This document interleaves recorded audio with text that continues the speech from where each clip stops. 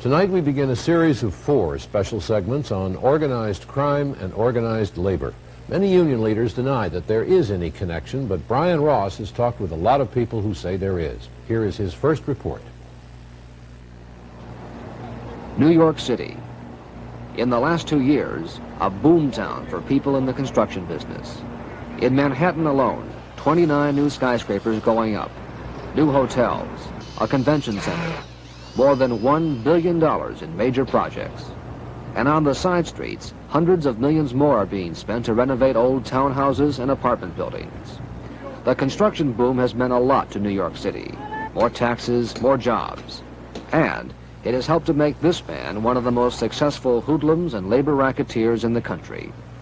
He is Vincent DiNapoli, who federal authorities say is associated with the Genovese and Lucchese mafia families. DiNapoli operates out of this small office above a printing shop. He says he's just a building contractor. But federal authorities say DiNapoli is one of the key mobsters in the construction business in New York, and that unless DiNapoli is paid off, there may be violence at construction sites or labor trouble from union officials who are friends of DiNapoli. For many months now, DiNapoli and his union friends have been targets of an extensive FBI investigation of the mob's construction shakedown rackets. One of DiNapoli's union friends is Ted Maritas, head of the Carpenters Union, the most powerful construction union in New York City. Is there any major corruption? Not to my knowledge. I haven't encountered it. If it exists, I have no knowledge of it. But as part of the labor racketeering investigation, FBI agents hid a television camera in the ceiling of Maritas' union office, videotaping conversations involving Maritas, DiNapoli, and a man they knew as Fat Jimmy. For almost 3 years around New York, Fat Jimmy was known as a tough guy whom builders used to deliver payoffs to mobsters and union officials. What no one knew was that Fat Jimmy was an undercover FBI agent, James Abbott, given a phony identity and a criminal record, and told to put on 70 pounds to play the role of a New York City mobster. Authorities say Abbott, as 310-pound Jimmy, made direct payoffs to union officials and mobsters, including Maritas and DiNapoli. In one case under investigation, a series of payoffs involving this apartment building, so the Carpenters Union would look the other way and permit non-union carpenters to renovate the building. In other cases, authorities say the payoff scheme was more sophisticated. Builders had to buy all their wallboard from mob-controlled dealers at greatly inflated prices, or risk union slowdowns and strikes. Authorities say Maritas, as head of the Carpenters Union, was in the middle of all of this with DiNapoli. Okay, I know Mr. DiNapoli. I think he's a very nice man. Maritas says DiNapoli is just a building contractor, not a mobster, and Maritas denies anyone ever paid him off. I can only say that it didn't happen. It absolutely did not happen. I did not take payoffs in this office or any other place. Vincent DiNapoli would not talk with us about the FBI investigation or about his dealings with the Carpenters Union. Could you tell me about your relationship with Teddy Maritas? I'm sorry, my lawyer advised me not to speak to anybody. Federal authorities say their investigation has shown the mob runs the Carpenters Union as a racket, making millions selling labor peace, using threats and violence to take care of anyone who gets in the way. 2 years ago, William Nordstrom, a New York Carpenters Union official, was murdered in what police call an unsolved mob hit. And across the country, payoffs, firebombings, and murder have become a way of doing union business in the construction industry. In California, a chemical plant firebombed during a dispute with the carpenters and the Teamsters. In St. Louis, during the last 2 years, 3 car bombings involving construction union racketeering. In Buffalo last year, another construction union official shot dead. And in Philadelphia 3 months ago, the president of the Roofers Union murdered by a mob gunman in a dispute over control of the shakedown rackets in casino construction in Atlantic City. None of these murders has been solved. Federal authorities say no one in the construction industry seems willing to come forward to talk about the murders, the violence, the payoffs. But the government does have one witness, the undercover FBI agent known as Fat Jimmy. And today in New York, a federal grand jury returned indictments against organized crime figure Vincent DiNapoli, Ted Maritas of the Carpenters Union, and 10 other construction union officials and mobsters charged with extortion and racketeering based on their dealings with Fat Jimmy. In our next report, the story of a mafia boss who also happens to run a labor union. Brian Ross, NBC News. Now the second in our special series on crime and labor. Two men named in our first report are among a dozen indicted yesterday by a federal grand jury. All 12 surrendered today to federal authorities in New York City, and they have now been arraigned. Among them, Vincent DiNapoli, said by federal authorities to be a key racketeer in the construction business in New York. And the head of the Carpenters Union, Theodore Maritas. He and DiNapoli are charged with racketeering and extortion. Tonight, in his second report, Brian Ross tells of unions being taken over and run by racketeers and of the racism and discrimination that often follow. This is Elizabeth, New Jersey, just before dawn. These men are laborers in the construction industry, reporting to their union hall, looking for work.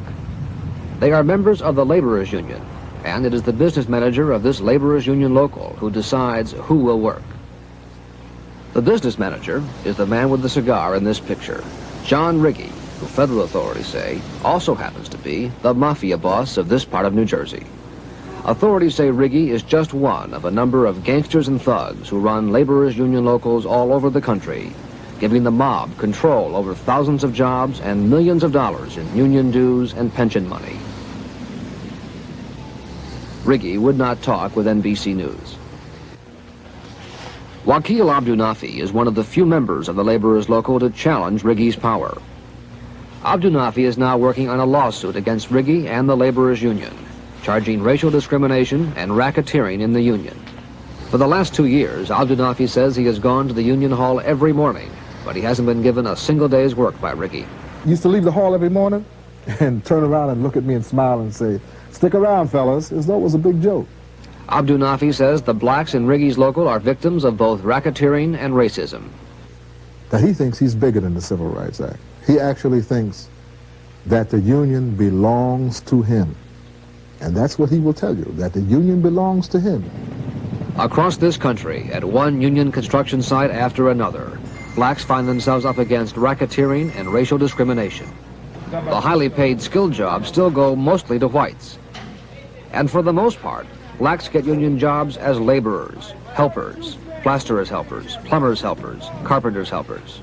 And these laborers owe their jobs and pay their dues and pension money to a union which authorities say is run as little more than a mob racket. This man was the president of the laborers in South Florida, Bernard Rubin. He is now in prison for embezzling union money. Authorities say he diverted hundreds of thousands of dollars in laborers' union money to the mafia. When Joseph Caleb, a laborers official, challenged what was going on, he was murdered gangland style. The murder has not been solved. There is a vicious combination of racketeering and racism. Herbert Hill, a professor of labor relations at the University of Wisconsin and former labor director of the NAACP. The black worker, the Hispanic worker, suffers the most intense exploitation, the most intense victimization. This represents a distortion of the fundamental purposes of trade unionism. Where the underworld gains control of a labor union, the union does not function for the rank and file worker. It functions for the underworld and for the boss. And authorities say the mafia's control of the laborers' union goes all the way to the top. This is Angelo Fosco, the general president of the laborers, at the AFL-CIO convention last fall. Authorities say that while Fosco is president of the laborers, the union is actually run by the Chicago mob and has been since the days of Al Capone, when Fosco's father was an official of the laborers' union. A confidential Justice Department report on the laborers' union obtained by NBC News says, quote, Angelo Fosco has followed in his father's footsteps. He is the tool of the crime syndicate. Major decisions regarding laborers' union contracts are made by organized crime, not Angelo Fosco, unquote. There's no truth to it at all. No truth to what? Angelo Fosco denies the mob controls the laborers' union. As far as you're concerned, your union is clean? Yes, definitely clean. But federal authorities say Fosco himself is now a target of a federal grand jury investigating who really runs the laborers, a union that is now the 6th largest in the AFL-CIO. This is the 25th anniversary of the merger between the AFL and the CIO. And 25 years ago, They pledged to rid the labor movement of racketeering and racism, and they have failed to rid the labor movement of either racketeering or racism.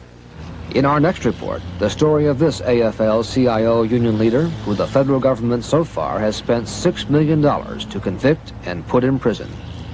Brian Ross, NBC News. Now our special segment on crime and labor. This is the third of 4 reports prepared by Brian Ross. In it, he tells of efforts by the government, so far futile, to drive racketeers from a major labor union. This is Douglas Rago, a labor union official from Florida. This is George Barone, another labor union official from Florida who answers to Rago. In the last 5 years, the FBI and other agencies of the government have spent millions of dollars to get these 2 men out of organized labor, without success. Since the 1960s, Rago and Barone have headed an AFL-CIO union in Miami, the Longshoremen. The FBI says they're not really labor leaders. They're labor racketeers, members of a mafia family that has used murder and torture to take over labor unions and run rackets on the docks. On this day, Rago and Barone were waiting to testify before a committee of the United States Senate, investigating labor racketeering in their union. For Rago and Barone, all this was a familiar scene. Extortion, demanding and accepting payoffs for management. Rago and Barone have been before the cameras, the lights, the grand juries, the investigating committees, many times before, and both men know just what to do. Get a dark blue suit, the best lawyers, and don't tell them a thing. Rago would not even tell the senators where he lives. Rago, could you give us your address? On the advice of counsel, I refuse to answer on the grounds that the answer might tend to incriminate me. Where you live might tend to incriminate you? He's answered, Senator. This is where Rago lives, on the ocean in Miami Beach, in a penthouse apartment. On many days, Rago doesn't leave his apartment until about noon, often heading for the racetrack, not his union office. Authorities say Rago has such power in the mafia, he doesn't have to go to the union office to run the union. The union officials and mobsters come to him. On this day, George Barone was trying to get in to see Rago unnoticed through the back entrance of Rago's building. Payoffs would occur in this very warehouse. Raymond Maria, an FBI agent, has spent the last 5 years investigating the International Longshoremen's Association, the ILA. He says Rago, Barone, and most of the top people answer not to organized labor, but to organized crime. We're not talking about a clerical employee or a local officer. We're talking about local presidents. We're talking about district officers. We're talking about people of the international, people within the very policy-making body of the ILA. In the last 3 years, more than 40 top officials of the ILA have been indicted and convicted in what the FBI calls the most extensive roundup of labor racketeers in the history of this country. But despite all the convictions, neither the ILA nor the AFL-CIO has acted to remove from union office a single one of the convicted racketeers.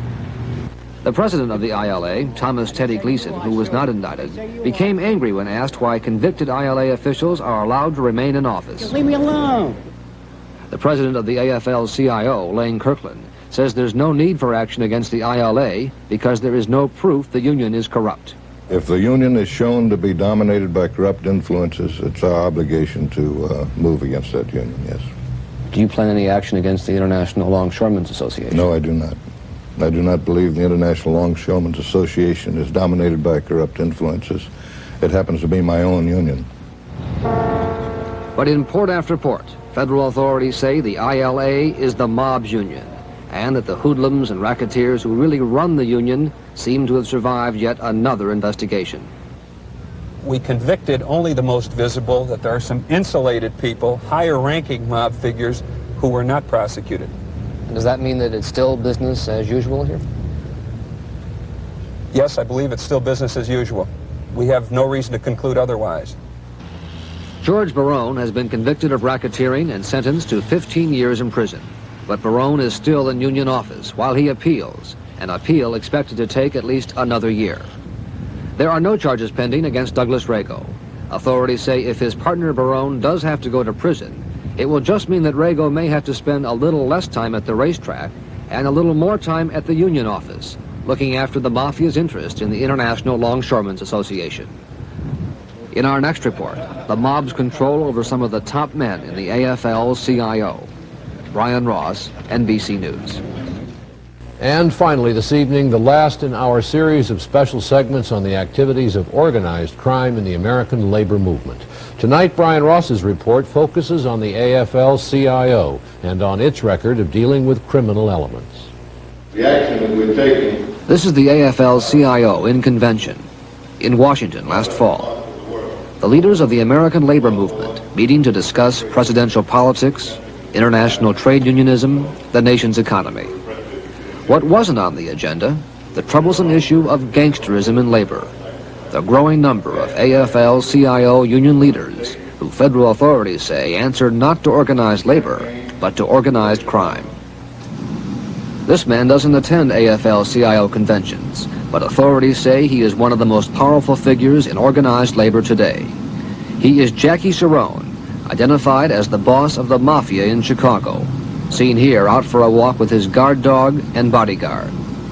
Authorities say Cerrone has been able to put a number of his people into top AFL-CIO union jobs and is able to use millions in union money as if it were mob money. One example, the Rush Street Strip in Chicago, long a Cerrone mob stronghold. A federal grand jury is now investigating why a labor union loaned $1 million to a rundown hotel here. The $1 million came from the union dues of button makers, members of the Novelty and Production Workers Union. A union authorities say is just the latest in a long list of unions in Chicago and across the country, run by men with close ties to the mob. The money from pension loans were used to finance major drug operations. This man is a protected federal witness. He says when he was running rackets for the mob, unions were the most important sources of money for the mafia. That is the money store, as I would define it. That's where all the money comes from. They don't use their own money. They use money that they can derive from these different pension schemes and labor racketeering, then turn around and use it for other criminal activities, and it multiplies as it goes along. This confidential Department of Justice report, obtained by NBC News, says it has now reached the point at which, quote, at least 4 international unions are completely dominated by men who either have strong ties to or are members of the organized crime syndicate, unquote. The report identifies the International Brotherhood of Teamsters, the Laborers International Union, the Hotel Restaurant Employees and Bartenders Union, and the International Longshoremen's Association. In all, more than 3 million union workers, 1 out of 8 union workers in this country, said to belong to unions controlled by the mafia. They're corrupt men in every walk of life. Lane Kirkland, the president of the AFL-CIO, says organized crime and labor is not a serious problem. The overwhelming majority of people who serve the trade union movement, who go into trade union work in order to serve workers, do it out of the highest motives and are faithful to their trust. But when the AFL-CIO Executive Council meets, federal authorities say Kirkland sits down with at least 3 men who are controlled by the mafia. Angelo Fosco of the Laborers Union, Thomas Teddy Gleason of the Longshoremen, and Edward Hanley of the Hotel Restaurant Employees.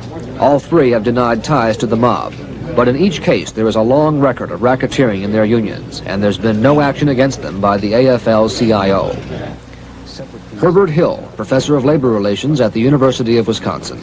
The AFL has simply retreated, and by its failure to take action, it has encouraged underworld elements to move in and stay in because they know that they can do so with impunity.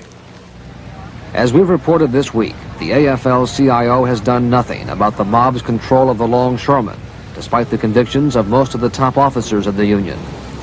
The AFL-CIO has done nothing about the dozens of mafia figures said to run the huge laborers union, 6th largest in the AFL-CIO. And the AFL-CIO has done nothing about the long record of murder, violence, and racketeering in the construction unions. Just this week, another example of the violence of these men inside a federal courthouse, an attack by mob thugs on a television cameraman following the indictment of 12 union officials and mafia figures. Federal authorities say this was a rare public glimpse of how the mob takes care of its union business in this country. Thugs and racketeers have been able to muscle their way into one union hall after another in this country, And the last time the AFL-CIO did anything about a corrupt union was in 1957, when the Teamsters were thrown out. Now the AFL-CIO wants the Teamsters back in, despite that union's long-standing ties with organized crime. The top men here at the AFL-CIO now seem to accept as unavoidable gangsterism and racketeering in the American labor movement. Brian Ross, NBC News, Washington.